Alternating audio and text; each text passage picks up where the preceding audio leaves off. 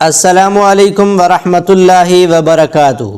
محترم ناظرین، ایک دوست نے سوال کیا ہے کہ اگر بیوی راضی ہو تو اس کی دوبر یعنی پچھلی شرمگاہ میں جماع کرنا جائز ہے؟ اس طرح کرنا نہ صرف شریعت کے خلاف ہے بلکہ یہ عقل کے بھی خلاف ہے۔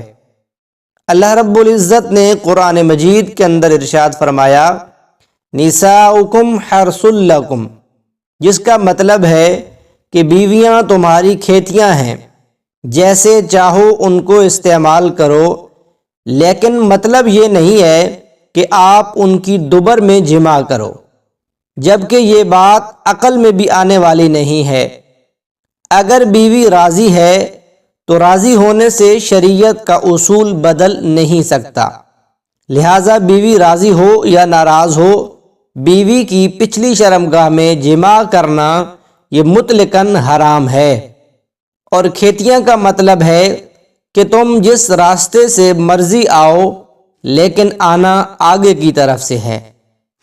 اس طرح کی مزید ویڈیوز حاصل کرنے کے لیے ہمارے اس چینل کو سبسکرائب کیجئے اور ساتھ بیل آئیکن کو پریس کیجئے تاکہ اس طرح کی ویڈیو آپ تک بر وقت پہنچ سکیں۔